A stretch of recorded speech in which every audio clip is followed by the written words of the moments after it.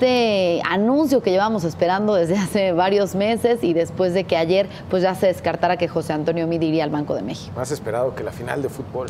Así es. Y bastante, pero digo, esperado, pero también bastante, por decirlo de alguna manera, obvia, ¿no? La verdad es que no había muchas opciones. De entre las opciones que se manejaban, la de José Antonio Meade era la que quizá más atraía a los mercados, más atraía a los inversionistas, más atraía en el extranjero. Alejandro Díaz de León es una apuesta también segura. Durante muchos años fue el titular de la Unidad de Crédito Público en la Secretaría de Hacienda. Posteriormente pasó al Banco de México. Ahí vemos su trayectoria. Es licenciado en Economía por el ITAM, maestro en Administración Pública y Privada por la Escuela de Administración de Yale. Bueno, y actualmente subgobernador. Pasó por Bancomex, pasó a la Unidad de Crédito Público, donde tuvo una gran, saltó mucho a escena por ser el encargado de comprar las coberturas petroleras del país cada año. Esa era su máxima responsabilidad. Durante años le rindieron muchos frutos, sobre todo a raíz del desplome de los precios petroleros, donde sirvieron como una gran garantía, y de ahí el brinco queda.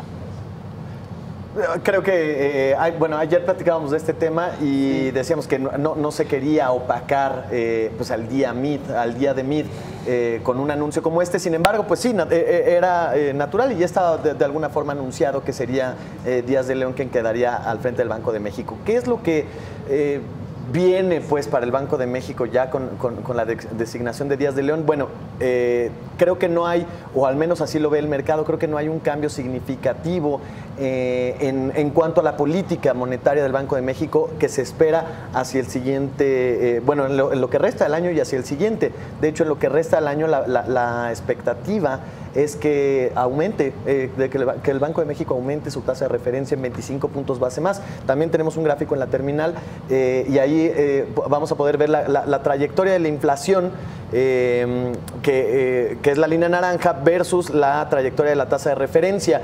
Vemos que, en diciembre de 2015 empezó con este ciclo alcista el Banco de México y por arriba, yendo siempre por arriba de la inflación para evitar que digamos que se descontrolara o que se desanclaran las expectativas de inflación, y que es precisamente lo que comentaba Jonathan en el tema anterior, y que es una crítica pues válida y que está... Gracias. No, por favor. Y que además es una crítica frecuente, recurrente, pues, que existe. Se incrementó la tasa de más a costa de sacrificar el crecimiento, probablemente, pero pues al menos vemos que la inflación parece estar tocando techo, aunque ya el propio Banco de México dijo va más lento de lo que creemos. Pero regresando un poco a Díaz de León, lo que se espera es continuidad dentro de la política monetaria que deja Carstens, o de esta línea de política monetaria en donde pues realmente, y si vemos la gráfica, si vemos la gráfica, pues mantuvo la inflación en un rango cercano al objetivo durante buen tiempo, hasta que vino la depreciación fuerte, digamos, del tipo de cambio, y que impactó entre otros factores, ¿no? Continuidad es lo que podemos esperar en el Banco de México, al igual que también lo pasaría en la FED, ¿no? Pero bueno. Si hay alguien preocupado por ahí porque el Banco de México pudiera cambiar de ruta, despreocúpese. Esto viene a continuar, ya sabemos cuál es la escuela, ¿no? Y la escuela en todos sentidos, porque además citamita, como pues suele ser ya, digamos, común en las posiciones económicas del gobierno.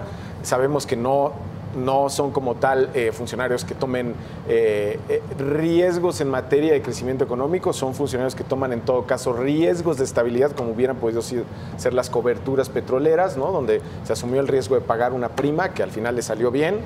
Pero pues es así, es digamos la política que siguen funcionarios, pues como el actual secretario de Hacienda, que es Pepe Toño González Anaya, ¿no? Como la siguió Meade, o en su momento Carstens. Parece ser esa la escuela. Estemos todos, eso sí, muy conscientes de que va a ser una persona que va a defender la autonomía del Banco de México, que va a defender las bases del Banco de México, pase lo que pase, porque sabemos que podemos cambiar hacia rumbos políticos que no están, digamos, precisamente abrazando estas políticas de autonomía del banco. Que ahí es donde yo tengo, perdón, ahí un comentario contrario al que menciona Jonathan. Es verdad que no hay sorpresa en cuanto a nombre y en cuanto a la escuela, pero sí ha habido o había, si había una piedrita en el zapato de Alejandro Díaz de León en el nombramiento de Díaz de León, era precisamente que era muy fresco desde su salida de Hacienda, que entonces que dónde estaba realmente esa autonomía o si realmente estaría en riesgo la autonomía de Banco de México respecto de las decisiones que se toman en Hacienda. Todos sabemos que si bien debe de haber, y el propio Cárcez lo reconoció en su momento poco antes de salir, siempre debe de haber una coordinación cercana con la Secretaría de Hacienda, pero al mismo tiempo existía o existe la preocupación de que un funcionario recién salido o de tantos años en Hacienda directo hacia la gubernatura pudiese generar alguna especie de Es muy buen tema el que toca Gonzalo, totalmente, porque efectivamente es gente vinculada al gobierno. Exactamente. ¿No? Desvinculada de un potencial cambio en el gobierno. No sé si estamos siendo claros. Te seguimos. Creo que si queda algo entre el PRI y PAN, creo que seguirán teniendo ciertos vínculos con el gobierno. Creo que si queda alguien distinto, podría ser AMLO o podría ser otro. Creo que entonces veremos un posible roce entre el Banco de México y el gobierno. Pero es importante aclarar que, bueno, su cargo está hasta el 2021, ¿cierto? Aunque exista, pues, algún presidente que no vaya de acuerdo a las políticas económicas de nuestro país, etcétera, el Banco Central tiene una autonomía que no permitiría, pues, algún cambio. Sí, definitivamente. Ahora, creo también la posición del Banco de México, si bien es un organismo autónomo y si bien tiene al personaje que tiene ahí, alguien como Díaz de León, debe ser alguien político, alguien al final, tiene relación con gente del ámbito político. Ahora, tiene relación con gente del ámbito empresarial, particularmente el sector bancario. Pero respecto al Banco de México, perdón, ya terminas, pero no se gobierna solo por el gobernador. Hay una junta de gobierno. Hay que ver quién sustituye a Díaz de León. Si es alguien de Hacienda, entonces, bueno, ya veremos hacia dónde se perfila, ¿no? Pero que en realidad, a ver, de Hacienda o no, la escuela va a ser la misma. O sea, vaya, tampoco esperemos una gran sorpresa ahí. O sea, no pensemos que el miembro que va a ocupar la cuarta silla como subgobernador en el Banco de México va a ser alguien realmente de oposición a los otros cuatro. Ninguno de ellos lo va a hacer. Ramos Francia, Roberto del Cueto, Díaz de León, Guzmán Calafel y el que le siga, vaya, de todos modos ahí hay 4 contra 1 que estaría, digamos, en el hipotético caso de una oposición. A mí realmente no me preocupa tanto la autonomía en este momento, o sea, sí me preocupa en el sentido de que Díaz de León debe demostrar una verdadera autonomía en el momento de tomar las decisiones y el resto de la Junta de Política Monetaria y que no sean condescendientes a lo que también quiere el gobierno en materia de crecimiento. Esa es otra historia. Política fiscal, política monetaria tienen que ir separados, o al menos así están en este momento en el mandato de Banco de México. Preocupa más lo que decía Susana, y creo que sí hay un blindaje ahí especial, que hacia 2021 o posterior a la elección haya quien quiera meter mano dentro de Banco de México. ¿Y cómo podría suceder? O sea, ¿sí podría suceder esto? Es muy difícil. Realmente el Banco de México tiene muchos blindajes hacia adentro. Hay por parte de los mercados también hay demasiado respeto hacia las decisiones que se toman en Banco de México y la Junta de Gobierno. Al ser es clave lo que dice Jonathan. Es un modelo que es, digamos, Carstens o en este caso Díaz de León no es más que el resto de la Junta de Gobierno. Es uno entre pares. Y esto se mete con la Constitución.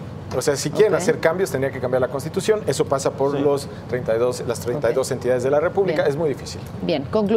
Retomo un poco nada más lo que decía anteriormente. Debe ser la persona que está al frente del Banco de México, debe ser alguien político que tenga buenas relaciones tanto con las unidades de gobierno, con otras unidades de gobierno, pero también debe ser alguien popular, digamos, entre el sector privado y particularmente el sector bancario. Por ahí platicando alguna vez con un trader me decía que alguno de los otros miembros de la Junta de Gobierno no tenía muy buena fama de ser, no era una persona muy querida, digamos, ¿no? Entonces, por eso corría riesgo de no ser el gobernador. Al final no fue electo gobernador, pero bueno, veremos cómo Díaz de León lleva esta relación con sector financiero. Bien, pues con esto concluimos. Gracias por el análisis, Abraham González, Gonzalo Soto.